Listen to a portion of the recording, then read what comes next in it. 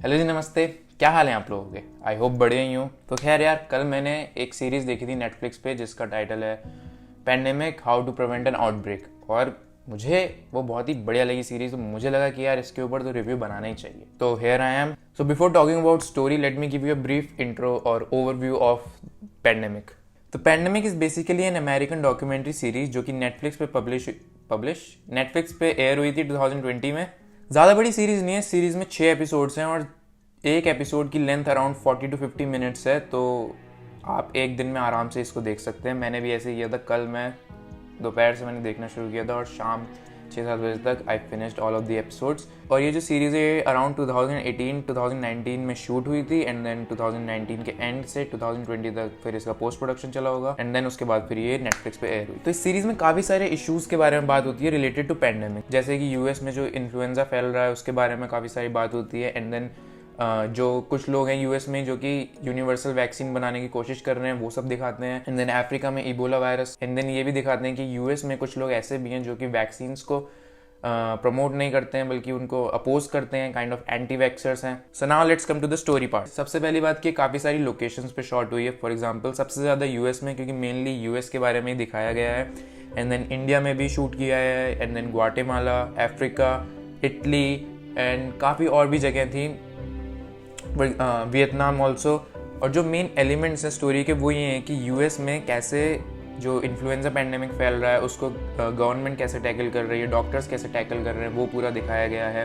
Then Africa में Ebola virus फैल रहा है तो WHO उसको कैसे कॉम्बैट कर रहा है, क्या प्रॉब्लम्स आ रही हैं उनको, कैसे वो उसको हैंडल कर रहे हैं। एंड देन इंडिया में स्वाइन फ्लू फैल रहा है तो उसका दिखाते हैं कि कैसे जो गरीब लोग हैं वो इसको टैकल नहीं कर पाते हैं। एंड गवर्नमेंट भी कोशिश करती है बट क्योंकि पॉपुलेशन डॉक्टर रेशो में काफ़ी ज़्यादा फर्क आता है, इस वजह से काफ़ी सारी दिक्कतें होती हैं स्पेशली पुअर पीपल को। और ग्वाटेमाला के बारे में दिखाते हैं कि जो ग्वाटेमाला जो सेंट्रल अमेरिका में कंट्री है वो यूएस से बॉर्डर कर, वहाँ से जो लोग माइग्रेशन करते हैं कि कैसे उनको वैक्सीन नहीं मिल पाती है इन्फ्लुएंजा के लिए। काफ़ी सारे सोशल वर्कर्स हैं जो इस चीज़ के बारे में हेल्प करते हैं, तो उस सब को उन्होंने डॉक्यूमेंट किया है and then that is been portrayed in this series. ये मैंने पूरी स्टोरी बहुत ज़्यादा समराइज करके बताई है, लेकिन ये जितनी भी स्टोरी लाइंस मैंने बताई हैं सब अलग अलग टाइम फ्रेम पे चल रही हैं। तो ये जितनी भी अलग अलग स्टोरी लाइंस चल रही हैं हर कंट्री की, उसको कंबाइन किया गया है इस सीरीज में और बहुत ही अच्छे तरीके से दिखाया गया है, जिसके बारे में हम अभी एडिटिंग में बात करते हैं। Now let's come to the editing part. तो काफ़ी सिंपल एडिटिंग है बिकॉज इट्स अ डॉक्यूमेंट्री, तो इतनी कोई फ्लैशी एडिटिंग नहीं है, सिंपल सी एडिटिंग है। लेकिन जो एक चीज़ मुझे बहुत ज़्यादा अच्छी लगी वो एक तो जब शुरुआत में एक ट्रांजिशन आता है, जब वो पैंडेमिक लिखा आता है इनका टाइटल एंड देन वो बहुत सारे लोगों में कन्वर्ट होता है, तो that transition was really good. और काफ़ी सारे ट्रांजिशंस आते हैं जो आपका करंट सिचुएशन है और जो 1918 और पुराने टाइम पे जितने भी पैंडेमिक हुए थे वहाँ से जो ट्रांजिशन करते हैं, those transitions were really good. And there was airplane transitions as well जो कि बहुत अच्छे थे। कलर ग्रेडिंग मुझे काफ़ी ठीक लगी, काफ़ी ब्राइट कलर ग्रेडिंग थी, मतलब काफ़ी कलर्स पॉप कर रहे थे। फॉर एग्जांपल लाइक रेड और ग्रीन, ब्लू, ये सारे जो कलर होते हैं काफ़ी ज़्यादा पॉप कर रहे थे। लेकिन एक चीज़ मुझे जो मैंने देखा था कि कुछ कुछ सीन्स में कुछ कुछ शॉट थे वहाँ पे ब्लू और टील काइंड ऑफ कलर थोड़ा स्पिल हो रहा था, कुछ कुछ जगह एक्सेसिव हो गया था। तो एक और प्रॉब्लम जो मुझे एडिटिंग में लगी थी कि वो जैसे कि एक शॉट है जिसमें बैकग्राउंड नॉइस काफ़ी है, किसी मार्केट या फिर किसी इस टाइप के इलाके का शॉट है वो, एंड देन दूसरा शॉट है जिसमें बैकग्राउंड नॉइस बिल्कुल नहीं है। तो वहाँ से जो वो दूसरे शॉट पे आता है एकदम, तो बैकग्राउंड नॉइस एकदम से चली जाती है, तो वो थोड़ा ऐसा लगता है कि जैसे साउंड कट सी हो रही है।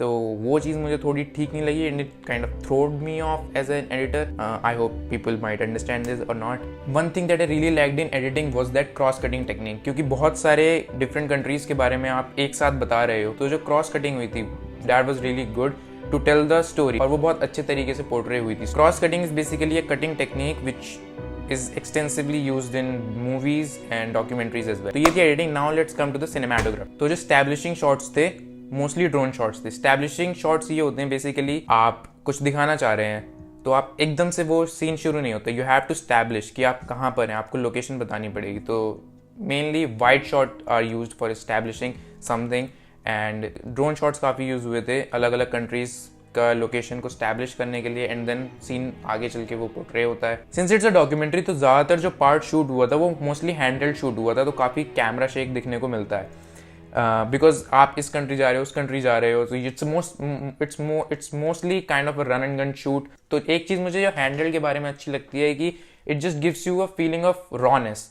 तो डॉक्यूमेंट्री में मोस्टली पीपल यूज़ इट, लेकिन जो डॉक्यूमेंट्री में लोगों का इंटरव्यू लिया गया था बैठ के एक जगह पे प्रॉपर, तो दैट वाज वेरी स्टेबल, वो कोई हैंडल नहीं था उसमें कुछ, and it has to be stable because it's an interview, you can't shoot an interview and is shaking like. Now let's talk about the production. So the production quality was really good, और plus आप इतने सारे countries में shoot कर रहे हो, almost I think 7 to 8 countries इसमें दिखाए गए हैं। It you have to have a budget because आपको कैमरा इक्विपमेंट्स इधर ले जाने हैं, दूसरे कंट्रीज़ में ले जाने हैं, परमिट चाहिए शूट करने के लिए। So yeah I think they have invested a lot of money and production quality was really good.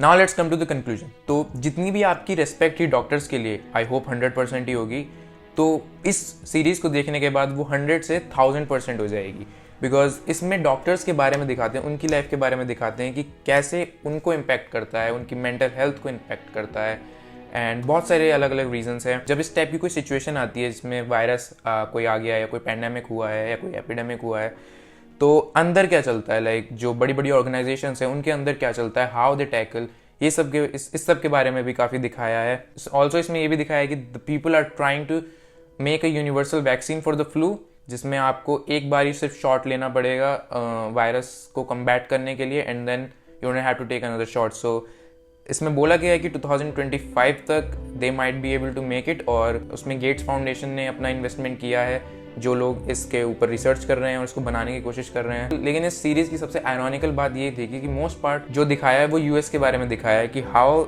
they are tackling and how there are not enough resources to tackle these kind of situation which currently is happening right now in the US। सबसे ज़्यादा cases US में ही हैं। US में ये भी दिखाया there was this city जहाँ पे एक बिल पास होने वाला था कि जो भी चिल्ड्रन है उनको वैक्सीन लेना ज़रूरी है, अदरवाइज अगर वो वैक्सीन नहीं लेंगे तो they won't be able to come to school with other children. इसको अपोज करने के लिए एक मूवमेंट भी चला था जो वैक्सीनेशन को अपोज कर रहे थे। उनका रीज़न ये था कि it's our body and we have the right to do whatever we want to do with our bodies. और there mostly people were kind of very religious. उनको ये लगता था कि जो वैक्सीन है ये काफ़ी इम्प्योर चीज़ है, और हमारी प्योर बॉडी में कोई इम्प्योर चीज़ आएगी तो we won't tolerate this kind of stuff. So ये ऐसे भी लोग थे, बट उनका अपना रीज़न था। अब उनको शायद रियलाइज़ हो रहा होगा कि, या हो गया हो कि how this is not the solution, and vaccination is really important. Specially अब कोरोना वायरस की वैक्सीन आएगी, तो क्या आप वैक्सीन लेंगे या नहीं लेंगे? तो is the world dying, are we gonna die? तो इस सीरीज़ में ये दिखाया गया है कि अगर इसके प्रिवेंटिव मेजर्स नहीं लिए गए और कुछ बड़ा नहीं किया गया, it might result in lots of death, because preventive measures लेना इसके बारे में ज़रूरी है। हमको कुछ ऐसा करना पड़ेगा जिससे कि ये इरेडिकेट हो जाए, ताकि हम देखें पास्ट में और समझें कि okay, there was this thing called epidemics, pandemics kind of stuff, but it's not now. So preventive measures लेना बहुत ज़रूरी है, क्योंकि वायरस है तो वो हर साल आता रहेगा, और वो आता ही है, और इस बार तो कुछ ज़्यादा ही भयंकर तरीके से आया है। So last point, recommendation. तो मुझे ये सीरीज़ मेरी बहन ने रिकमेंड करी थी। By the way, if you not following her, go follow her on Instagram and also subscribe to her channel on YouTube. She's doing great work and we should support artists. So artists support artists. Peace you. So yeah, do follow her, links are in description, and do check out her channel. You might love it. So my sister recommended this to me and I would recommend you 110% कि आप ये series जरूर देखें। मैं तो कह रहा हूँ अभी जाके देखो। Just pause the video, maybe just don't watch the video from now on. Just go to Netflix if you have Netflix, and then just watch this. I'm waiting. I hope you have opened Netflix now. You know, if you don't have Netflix, call your friend. Like just do the jugaad, because you're Indian and the jugaad is very important for an Indian. So yeah, do the jugaad. So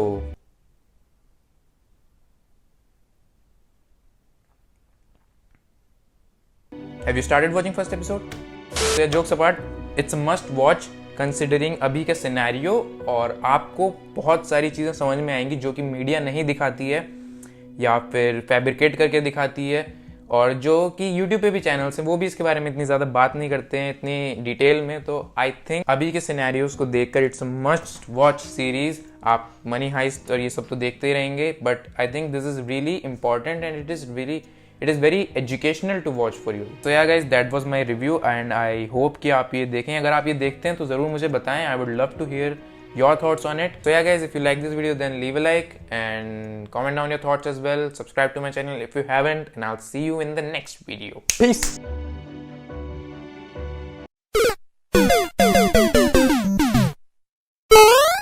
थी, and it talks about a various. निकल जा भाई, तू ही निकल जा, पहले सब्जी बेच ले, आलू ले लो, गोभी ले लो, बैंगन ले लो।